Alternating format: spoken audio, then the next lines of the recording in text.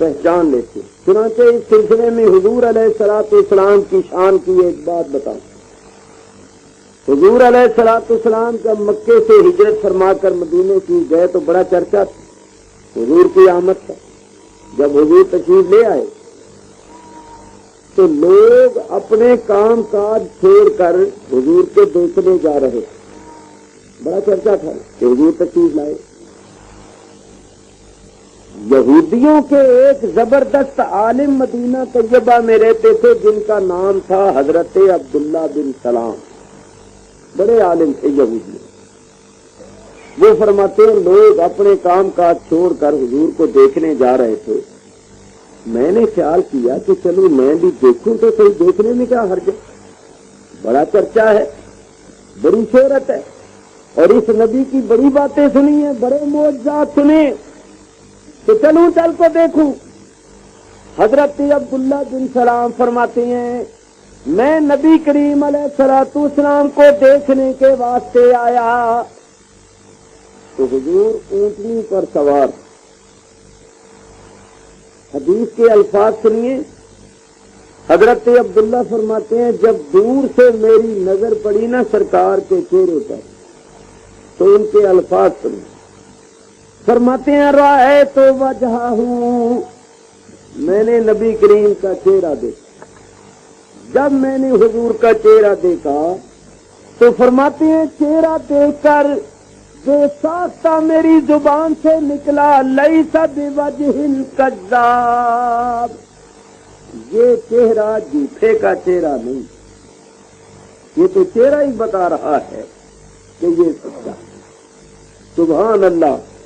اسی واسطے حضرت عبداللہ بن ابی رواحہ رضی اللہ تعالیٰ عنہ فرماتے ہیں حضور کی ذات پاک سے بہت سے معجزے ظاہر ہوئے, لیکن حضرت عبداللہ فرماتے ہیں اگر حضور کی ذات سے کوئی معجزہ نہ بھی ظاہر ہوتا تو حضور کی نبوت کی دلیل کے واسطے حضور کا ایک چہرہ انور ہی کافی. نعرہ تکبیر, نعرہ رسالت, نعرہ حیدری. حسن ہے بے مثل صورت لاجواب, حسن ہے بے مثل صورت لاجواب, میں فدا تم آپ ہو اپنا جواب, میں فدا تم آپ ہو اپنا جواب. حضور علیہ الصلوۃ والسلام بے مثل اور بے مثال تھے. تو چہرہ دیکھ کر ہی فرماتے ہیں میرے دل نے کہا کہ یہ سچا نبی. فرماتے ہیں آگے بڑھا. جب آگے بڑھا تو نبی کریم علیہ الصلوۃ والسلام کچھ فرما رہے تھے. سبحان اللہ. یہ کلام دیکھو, کلام کیا ہے, یہ موتی ہے, موتیوں کی لڑی ہے. جیسے لڑی سے ایک ایک موتی گرتا ہے اس طرح سرکار کے منہ مبارک سے پھول جھڑ رہے ہیں, موتی گر رہے. سرکار فرما رہے تھے یا ایھا الناس افشوا السلام وصلوا الارحام وَأَطْعِمُوا الطَّعَامَ وَصَلُّوا بِاللَّيْلِ وَالنَّاسُ نِيَامٌ تَدْخُلُوا الْجَنَّةَ بِسَلَامٍ. سبحان اللہ. کیا ترجمہ ہے اس کا؟ یا ایھا الناس افشوا السلام, اے لوگو آپس میں سلامتی پھیلاؤ, ایک دوسرے کو سلام کیا کرو, آپس میں سلامتی, اخوت اور محبت کا مظاہرہ کرو. وصلوا الارحام, جن کے ساتھ تمہارا رحمی رشتہ ہے, خون کا رشتہ, یعنی عزیز و اقارب جو ہیں ان کے حقوق کا احترام کرو, ان کے ساتھ نیکی اور بھلائی کرو. یہ بڑی اہم بات ہے, کیونکہ بعض مرتبہ آدمی کے پاس 4 پیسے ہو جائیں تو پھر وہ اپنے غریب رشتہ داروں کو ملنا ہی اپنی پوزیشن کے خلاف سمجھتا ہے. اپنی بہنوں بھائیوں اور دوسرے رشتہ داروں کے حقوق کو فراموش کر دیتا ہے تو نبی کریم علیہ الصلوۃ والسلام نے ارشاد فرمایا کہ صلہ رحمی بجا لاؤ، جن لوگوں کے ساتھ تمہارا قریبی رشتہ ہے ان کے حقوق کا احترام کرو اور ان کے ساتھ محبت کرو، اور یہ ثابت کرو کہ تم ایک باپ کی اولاد ہو، تمہارا خون ایک ہے۔ اس کے بعد حضور نے کیا فرمایا؟ فرمایا وَأَطْعِمُوا الطَّعَامَ، اور بھوکوں کو کھانا کھلاؤ۔ سید عبد الحفیظ شاہ صاحب اس پر عمل کرنے لگے ہیں، باری باری لے جا کے کھانا کھلا رہے، ماشاء اللہ۔ حضور علیہ الصلوۃ والسلام کے حکم پر عمل ہو رہا۔ حضور نے فرمایا بھوکوں کو کھانا کھلاؤ۔ ویسے یہ ہمارے علماء کرام جو ہیں اس وقت تو بھوک لگی ہوئی ہے نا، انہوں نے شام کا کھانا بھی نہیں کھایا، پھر یہاں آ کر تقریر بھی کی ہے، وہ پہلا بھی ہضم ہو گیا بالکل ہی، تو اب بھوک بھی ان کو مزے کی لگی ہوگی اور کھانا بھی مزے کا ہوگا۔ تو حضور علیہ الصلوۃ والسلام نے فرمایا وَأَطْعِمُوا الطَّعَامَ، بھوکوں کو کھانا کھلاؤ۔ اور سرکار نے کیا فرمایا؟ سنو یہ سرکار کا ارشاد۔ سرکار دو عالم نے فرمایا وَصَلُّوا بِاللَّيْلِ وَالنَّاسُ نِيَامٌ، اور نماز پڑھا کرو رات کے وقت جب کہ لوگ سو رہے، آدھی رات کے وقت اٹھ کر جب کہ لوگ سو رہے ہوں اس وقت اٹھ کے اللہ کی یاد کیا کرو، تہجد پڑھا کرو۔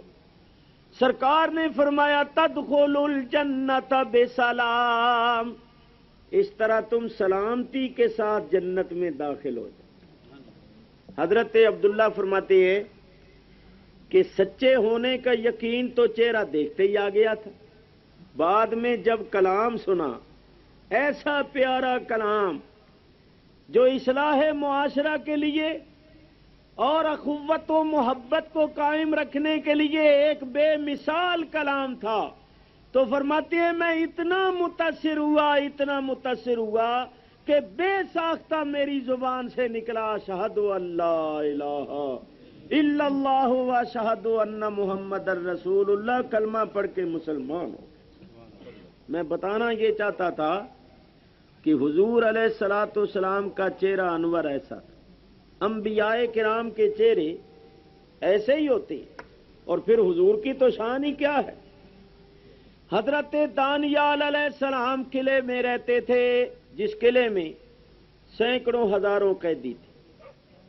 ان قیدیوں نے قلعے کے حاکم سے یہ کہا کہ بادشاہ نے تو حکم دے دیا، سارے پکڑے گئے، اور نیک لوگ بھی ہوتے ہیں، مگر ہم نے اپنی زندگی میں ان جیسا نیک، ان جیسا شریف اور ان جیسا صالح کوئی نہیں دیکھا۔ جیل کا حاکم ملنے کے لیے آیا، جب اس نے دیکھا چہرہ مبارک اور پاس بیٹھ کے گفتگو کی تو وہ پہلے سے بھی زیادہ متاثر ہوا۔ اس نے کہا جتنا میں نے سنا تھا اس سے میں نے کہیں بڑھ کر پایا ہے۔ تو وہ آپ سے مشورے لیتا، کچھ مسائل پوچھتا، اور آپ اس انداز کے ساتھ، محبت کے ساتھ اس کو بتاتے سمجھاتے کہ آہستہ آہستہ اس کے دل میں آپ کی عزت اور عظمت پیدا ہو گئی۔ اللہ تعالیٰ اپنے رسولوں کی عزت کرواتا ہے۔ وَلِلَّهِ الْعِزَّةُ وَلِرَسُولِهِ، عزت اللہ کے لیے ہے اور اس کے رسول کے واسطے ہے۔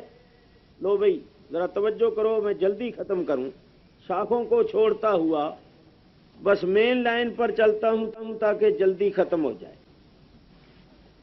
جیل کا حاکم آپ کی خدمت میں آتا جاتا تھا، جتنا اس کے اختیار میں تھا اتنی اس نے رعایت بھی دی، جیل میں رہنے کے لیے جگہ اچھی دے دی، کچھ اور سہولتیں، کچھ مراعات جو اس کے اختیار میں تھیں اس نے آپ کو دی۔ آپ جیل میں رہتے، جو بات کرنی تھی وہ اب آ رہی ہے۔ انہی دنوں میں بادشاہ نے ایک خواب دیکھا، یہ بات اب بڑی توجہ سے سننا۔ بخت نصر نے ایک خواب دیکھا. جب خواب دیکھا تو بڑا پریشان تھا. صبح ہوئی تو اس نے معبروں کو، نجومیوں کو، کاہنوں کو جمع کر لیا.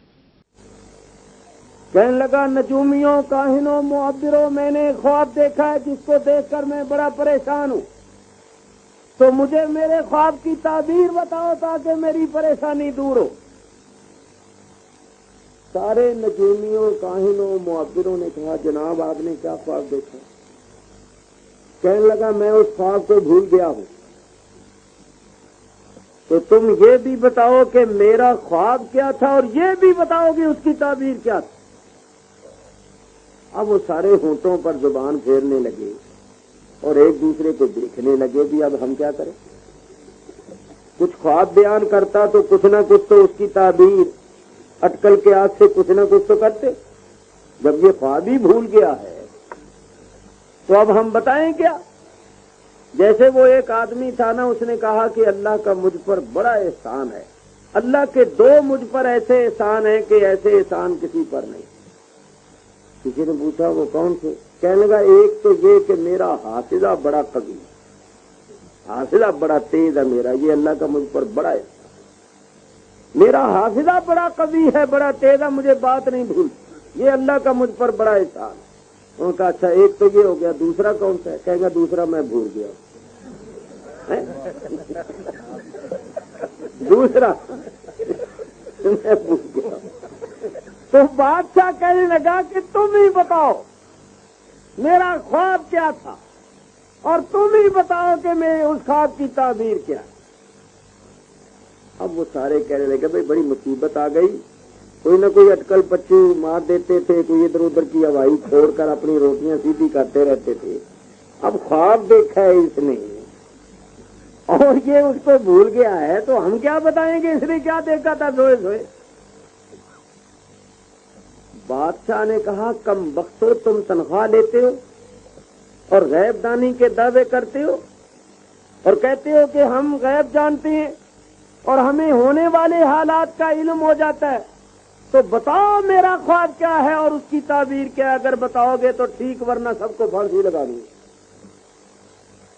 جس کی روئے زمین پر حکومت تھی اور بادشاہ بھی بڑا جابر ظالم تھا، اس نے جب یہ خبر سنائی تو سب کی ہوائیاں اڑ گئیں. انہوں نے کہا اچھا بادشاہ سلامت ہمیں 40 روز کی مہلت دے دیں، ہم کوئی اپنے منتر شنتر پڑھ لیں، کوئی اپنا علم شلم کوئی وظیفے پڑھیں کہ شاید ہمیں پتہ چل جائے تو نے کیا خواب دیکھا.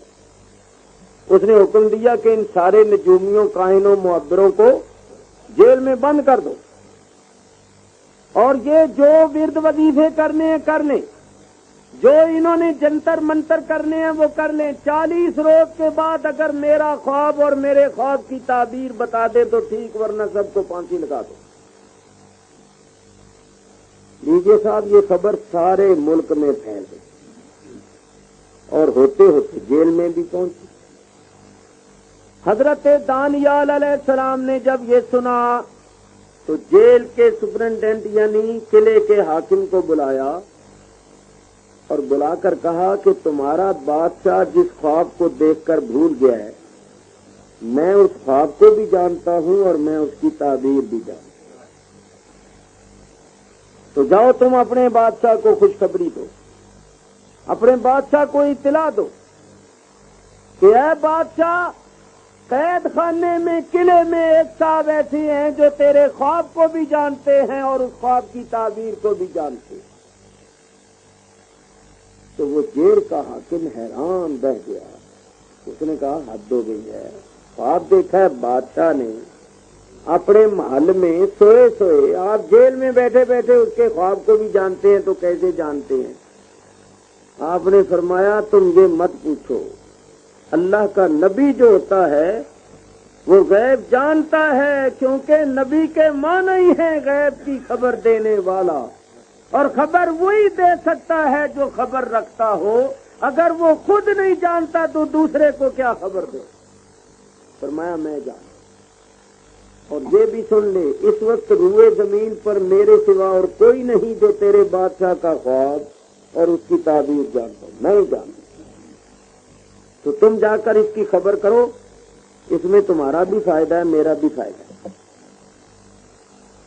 اس نے کہا جی آپ کا کیا فائدہ اور میرا کیا فائدہ ہے؟ آپ نے فرمایا تمہارا فائدہ یہ ہوگا کہ بادشاہ پریشان ہے، اور جب تم اس کو خوشخبری سناؤ گے تو تمہاری یہ خبر اس کی پریشانی کے دور ہونے کا باعث بنے گی، تو وہ خوش ہو کر تمہارا عہدہ بڑھا دے گا، اور میرا فائدہ یہ ہوگا کہ بادشاہ مجھے خوشی میں رہا کر دے گا۔